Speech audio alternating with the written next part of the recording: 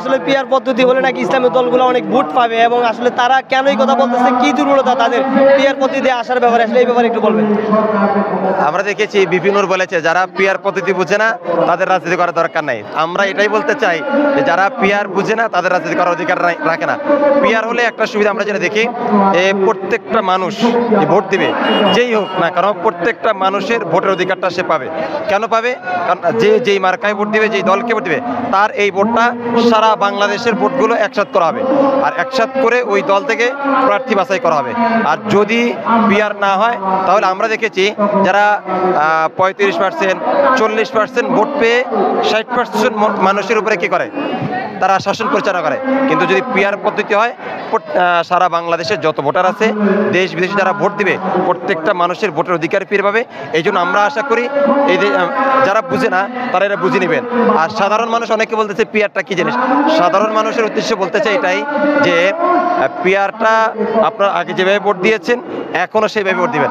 পিয়ারের পার্থক্য এখানে যে আগে ছিল আপনাদের এলাকায় একজন ক্যান্ডিডেট ছিল, প্রার্থী ছিল, এখন প্রার্থী থাকবে না, মার্কা থাকবে। তো মার্কার উপরে যখন আপনি ভোট দিবেন, যদি আপনি হাত পাখায় ভোট দেন তাহলে শীর্ষ নেতৃবৃন্দের উপরে আপনি কি করলেন, একটা দায়বদ্ধতা চাপিয়ে দিলেন। ওনাদের ইচ্ছা মতো ভালো প্রার্থীকে তারা কি করবে, মনোনয়ন দিবে। আর যদি অনেকে মনে করতেছেন যে আমরা প্রার্থী যদি না চিনি তাহলে ভোট দিবে কেউ, প্রার্থী তো চেনার দরকার নাই। এমপিদের কাজ তো এলাকা না, এমপিদের কাজ হলো তারা সংসদে আইন পাস করবে। আর এলাকাভিত্তিক যে কাজগুলো, জনকল্যাণমূলক কাজগুলো, এগুলো করবে হলো আমাদের যে ইউনিয়ন চেয়ারম্যান থাকে, ওয়ার্ড কাউন্সিলর থাকবে, এরপরে হচ্ছে আমাদের যারা উপজেলা চেয়ারম্যান থাকে, এগুলো ধারাবাহিকভাবে তারা কাজ করবে। কিন্তু আমরা না বুঝার কারণে, এই জন্য আমি বলবো যারা না বুঝেন এই পিয়ার সম্পর্কে তাদের আরও পড়াশোনা করা দরকার। বিশেষ করে বিএনপির প্রতি এবং সালাউদ্দিন সাহেবের প্রতি আমি আহ্বান করব, পিয়ার সম্পর্কে আপনার পড়াশোনা করা অনেক দরকার।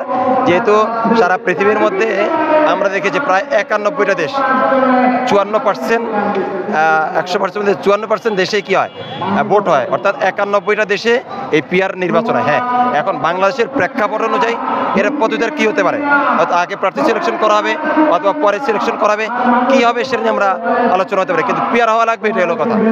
আসলে অনেক ইসলামী দলের নেতারাও আসলে পিয়ার পদ্ধতির পক্ষে নেয়, বিরুদ্ধে তারা কথা বলতেছে, প্রকাশ্যে তারা বিভিন্ন ডাইরেক্ট স্লোগান দিচ্ছে আসলে পিয়ার পদ্ধতি তারা নির্বাচন চায় না। আসলে তারা কি পিয়ার পদ্ধতি যে নির্বাচনে আসে, তারা কি আসলে কোনো পার্সেন্ট ভোট না পাওয়ার আশঙ্কার কারণে, নাকি আসলে কোনো লোভের কারণে আসলে তারা পিয়ার পদ্ধতিকে কাজটা করতেছে, এই ব্যাপারে একটু বলবেন। এখানে আমি বলবো দুইটা বিষয় আছে। একটা বিষয় হলো যে পিয়ার পদ্ধতি এক নম্বর হলো তারা বুঝে না বুঝার কারণে এই বক্তব্য।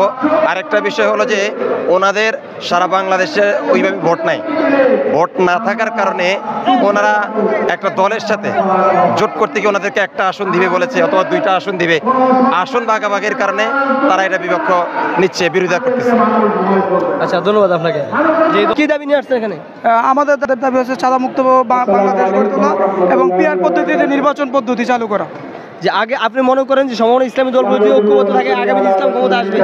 হ্যাঁ, আশা তো রাখি যদি সমমনা ইসলামিক দলগুলো যেমন জামাত ইসলাম, খেলাফত মজলিস বাংলাদেশ, ইসলামী আন্দোলন বাংলাদেশ, তারা যদি এক প্ল্যাটফর্মে আসে এবং তারা যদি ইসলামের পক্ষে একটা বাক্স দেয়, আশা রাখি ইনশাল্লাহ তারা ক্ষমতা আসবে ইনশাল্লাহ। আপনার কত লোক আসছেন আজকে সমাবেশে? কত লোক আসছেন আজকে সমাবেশে? জি, কত লোক আসছেন আজকে সমাবেশে?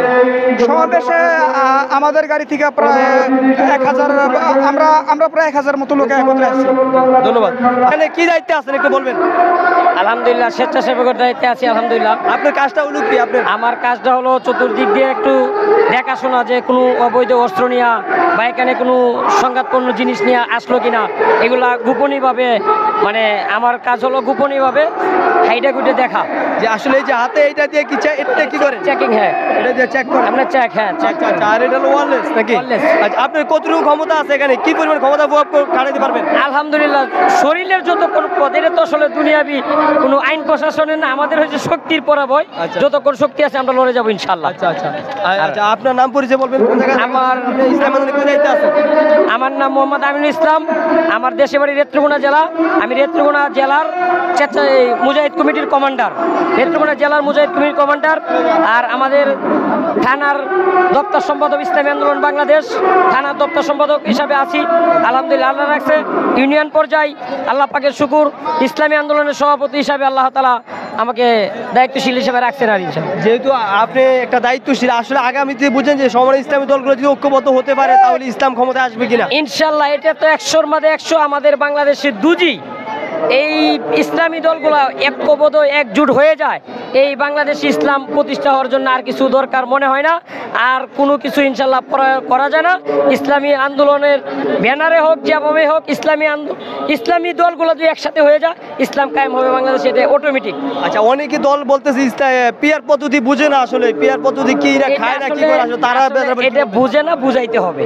এটা যে সবাই বুঝবে এরকম না, কারণ বিশ্বের বিভিন্ন প্রায় 91টা রাষ্ট্রে এরকম পেয়ার পদ্ধতি নির্বাচন হয়, কিন্তু তারা বুঝে, আমাদের বাঙালিরা হয়তো বুঝতেছে না, কিন্তু এটা বুঝাইতে হবে। এটা বোঝা সহজ, এটা বোঝা সহজ, কিন্তু আমরা বুঝাইলেই বুঝবে। যে কয় বুঝে না বা একটু দাঁড়ান, আমি আপনাকে বুঝাই দিচ্ছি কিভাবে।